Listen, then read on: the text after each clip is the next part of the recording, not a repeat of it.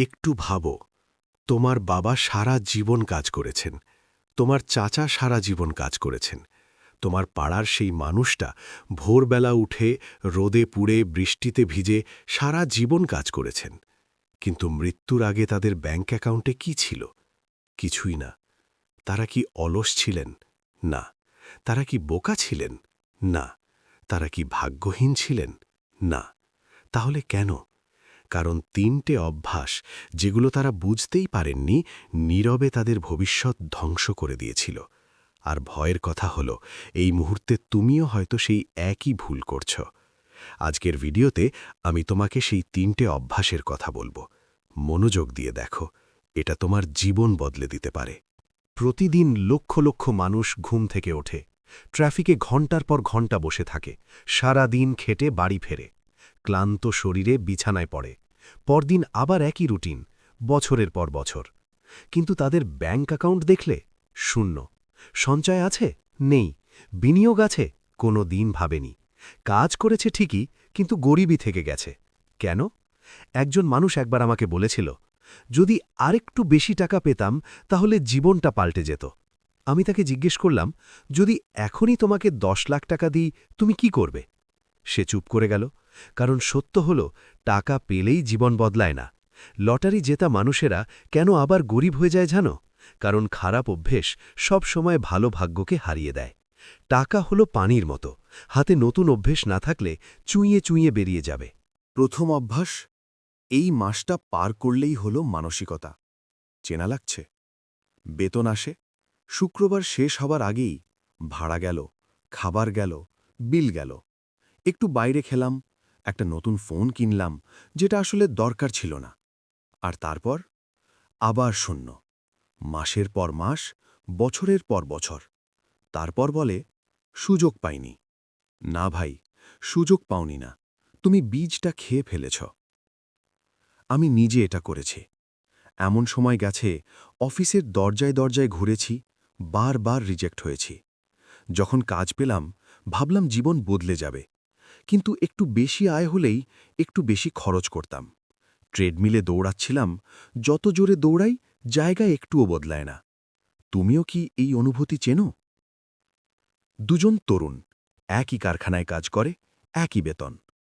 প্রথমজন বাড়ি ফেরে, টিভি দেখে, ফোনে স্ক্রোল করে, মাঝে মাঝে বন্ধুদের সাথে আড্ডা দেয়, প্রতি মাসে নতুন কাপড় কেনে। দ্বিতীয়জন বাড়ি ফেরে, ক্লান্ত থাকলেও 1 ঘণ্টে নতুন স্কিল শেখে, বই পড়ে, কাপড়ের বদলে সঞ্চয় করে। 10 বছর পর প্রথমজন এখনও সেই একই কারখানায়, দ্বিতীয়জন এখন নিজেই একটা কোম্পানির মালিক। পার্থক্য কি ছিল? ভাগ্য? না। পরিবার? না। বুদ্ধি? না। শুধু অভ্যাস। জে.কে রাউলিংয়ের কথা জানো? হ্যারি পটারের লেখক। তিনি একসময় এতটাই গরিব ছিলেন যে সরকারি সাহায্যে চলতেন, একা সন্তান মানুষ করতেন। 12টা প্রকাশনী তার বই ফিরিয়ে দিয়েছিল। তিনি কি বললেন, আমি গরিব, আমার কোনো সুযোগ নেই? না। তিনি বীজ খাননি, লিখতে থাকলেন। সেই বীজ আজ কোটি কোটি টাকার সাম্রাজ্য।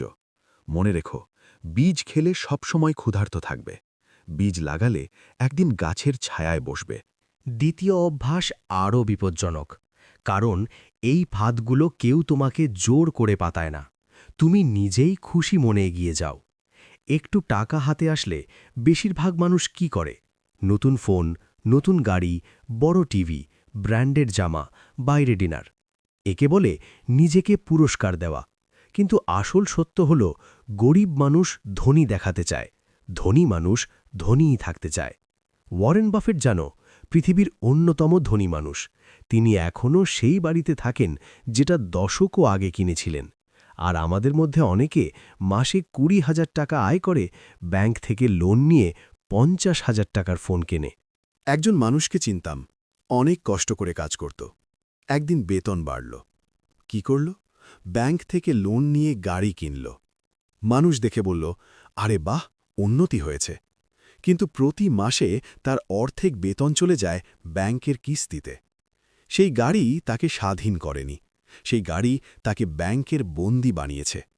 তুমি ধনী দেখাচ্ছিলে, আসলে ব্যাংক ধনী হচ্ছিল। আরেকটা ফাঁদ, ভয়। ব্যবসা করব না, রিস্ক আছে। বিনিয়োগ করব না, টাকা হারাব। তাই ব্যাংকে রাখো, 2% সুদ পাও, কিন্তু মূল্যস্ফীতি 10%। তুমি ভাবছ সঞ্চয় করছ, আসলে প্রতি বছর তোমার টাকার মূল্য কমছে। চুপ করে বসে থাকাটাই সবচেয়ে বড় রিস্ক। জেফ বেজস যখন ওয়াল স্ট্রিটের চাকরি ছেড়ে গ্যারেজে অ্যামাজন শুরু করেছিলেন, মানুষ হেসেছিল, বলেছিল পাগল।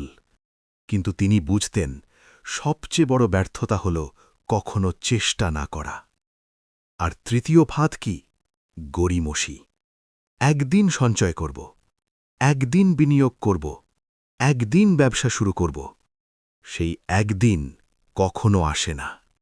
আইনস্টাইন বলেছিলেন, কম্পাউন্ড ইন্টারেস্ট হল পৃথিবীর অষ্টম আশ্চর্য। যত আগে শুরু করবে তত বেশি বাড়বে। কিন্তু যদি সঠিক সময়ের অপেক্ষায় বসে থাকো, সময় চলে যাবে, আর সময় কখনো ফেরত আসে না। আমি নিজেই ভুল করেছি। বলতাম আরেকটু টাকা হলে বিনিয়োগ করব, আরেকটু সময় হলে শিখব। সেই মুহূর্ত কখনো আসেনি। সত্য হল, তুমি যা আছো, যেখানে আছো, যা আছে তা নিয়েই শুরু করতে হয়। এবং শেষ ফাঁদটা পরিবেশ। তোমার 5 জন কাছের বন্ধু কারা? তারা কি শুধু গসিপ করে, অভিযোগ করে, সময় নষ্ট করে? তাহলে তুমিও সেটাই করবে। তারা কি আইডিয়া নিয়ে কথা বলে, বিনিয়োগ নিয়ে ভাবে, একে অপরকে বড় করার চেষ্টা করে? তাহলে তুমিও উপরে উঠবে। আমাকে তোমার বন্ধুদের দেখাও, আমি তোমার ভবিষ্যৎ বলে দেব। তৃতীয় অভ্যাস, এটা সবচেয়ে বিপজ্জনক, কারণ এটা তোমাকে স্বস্তি দেয়, কিন্তু সেই স্বস্তিটাই তোমার সবচেয়ে বড় শত্রু। দোষ দেওয়ার অভ্যাস। সরকার ভালো না বলে পারছি না, বস বেতন বাড়ায় না বলে পারছি না, বাবা মা গরিব ছিলেন বলে পারছি না। এই কথাগুলো শুনতে সত্যি মনে হয়, কিন্তু এগুলো তোমাকে কোথাও নিয়ে যাবে না। কারণ যখন তুমি দোষ দাও, তুমি তোমার শক্তি অন্যের হাতে তুলে দাও। একবার এক তরুণ আমাকে বলল, বাবা কিছু রেখে যাননি, তাই পারছি না। আমি বললাম, এটাই কারণ তোমাকে পারতে হবে, যাতে তোমার সন্তান একদিন এই কথা না বলে। প্রতিটি প্রজন্মের সামনে দুটো পথ থাকে, হয় অজুহাত দিয়ে যাবে, অথবা সুযোগ তৈরি করে যাবে। গরিব মানুষ অজুহাত দিয়ে যায়, ধনী মানুষ সুযোগ তৈরি করে যায়। আর অভিযোগ? কাজটা পছন্দ না, কিন্তু নতুন স্কিল শেখে না, বেতন কম, কিন্তু অতিরিক্ত আয়ের চেষ্টা নেই, সরকার খারাপ, কিন্তু নিজেকে উন্নত করার কোনো চেষ্টা নেই। কেউ কি অভিযোগ করতে করতে সফল হয়েছে? একটাও উদাহরণ নেই। দুজন দোকানদার, একই রাস্তায়, একই সমস্যা, মানুষ কম আসে। প্রথমজন রোজ বলে, সরকার রাস্তা ঠিক করে না, মানুষ আসে না, কি করব? সে বসে বসে অপেক্ষা করে। দ্বিতীয়জন বলল, মানুষ আসছে না, তাহলে আমি যাব। বাড়িতে বাড়িতে ডেলিভারি শুরু করল। বন্ধুদের বলল, তোমরা অর্ডার করলে দরজায় পৌঁছে দেব। ধীরে ধীরে মানুষ ভরসা করতে শুরু করল। 10 বছর পর প্রথমজন এখনও সেই দোকানে বসে অভিযোগ করছে, দ্বিতীয়জন এখন একটা সুপার মার্কেটের মালিক। একই রাস্তা, একই সমস্যা, কিন্তু মানসিকতা আলাদা। শেষে একটা সত্য কথা বলি, দারিদ্র শুধু ব্যাংক অ্যাকাউন্টে থাকে না, দারিদ্র মাথায় থাকে। মাথা বদলাও, ব্যাংক বদলে যাবে। অভ্যাস বদলাও, ভবিষ্যৎ বদলে যাবে। দুজন মানুষকে একই টাকা দাও, একই সুযোগ দাও, একজন উপরে উঠবে, একজন আবার শূন্যে ফিরে আসবে। কারণ একজন অভ্যাস বদলেছে, অন্যজন বদলায়নি। একটু কঠিন কথা বলি, কেউ চিরকালের জন্য গরিব হয়ে জন্মায় না, কিন্তু যদি গরিব হয়ে মরো, সেটা তোমার নিজের বেছে নেওয়া অভ্যাসের ফল। এটা নিষ্ঠুর শোনাচ্ছে, কিন্তু বাস্তব এমনই। জীবন অজুহাত শোনে না, জীবন পুরস্কার দেয় সাহস, শৃঙ্খলা আর কর্মকে। একজন জ্ঞানী মানুষ বলেছিলেন, অভ্যাসের শেকল এত হালকা যে অনুভব করা যায় না, যতক্ষণে টের পাও ততক্ষণে ভাঙা যায় না। তরুণ বয়সে 1 ঘন্টা নষ্ট করা কিছু মনে হয় না, একটু বেশি খরচ করা স্বাভাবিক মনে হয়, অভিযোগ করা ক্ষতিকর মনে হয় না। কিন্তু বছরের পর বছর ধরে এই ছোট ছোট অভ্যাসগুলো জমতে থাকে, আর একদিন 40-50 বছর বয়সে ঘুম ভাঙে, তখন মনে হয় কোথায় গেল জীবনটা। কিন্তু সুখবর আছে, আজকে এই মুহূর্তে তোমার কাছে একটা সুযোগ আছে, শেকল ভাঙার সুযোগ, ভিড়ের থেকে আলাদা হওয়ার সুযোগ। তুমি যে সফল মানুষদের দেখে অবাক হও, তারাও একদিন অজানা ছিল, সংগ্রাম করছিল, সন্দেহের মধ্যে ছিল। তারা শুধু একটা সিদ্ধান্ত নিয়েছিল, অভ্যাস বদলানোর সিদ্ধান্ত। তুমি কি সেই সিদ্ধান্ত নিতে পারবে না? তাহলে মনে রাখো এই 3টে কথা। 1. বীজ খেও না, লাগাও। আজ থেকেই সামান্য হলেও সঞ্চয় করো। 2 ফাঁদ চেনো, এড়িয়ে চলো। ধনী দেখানোর চেষ্টা বাদ দাও, ধনী হওয়ার চেষ্টা করো। 3 দোষ দেওয়া বন্ধ করো। আজ থেকে বলো, এটা আমার দায়িত্ব। সেদিন থেকেই শুরু হবে তোমার আসল যাত্রা। 10 বছর পর তুমি দুটো জিনিসের জন্য আফসোস করবে, যে সুযোগগুলো নাওনি আর যে অভ্যাসগুলো বদলাওনি। সময় এখনও আছে। তোমার জীবনটা কোন পথে যাবে সেটা তোমার হাতে। ভিডিওটা যদি কাজের মনে হয়, লাইক দাও। এই কথাগুলো যার দরকার তাকে শেয়ার করো। আর কমেন্টে বলো তোমার কোন অভ্যাসটা আগে বদলাবে। আমি পড়ব, উত্তর দেব। পরের ভিডিওতে আবার দেখা হবে। ভালো থেকো।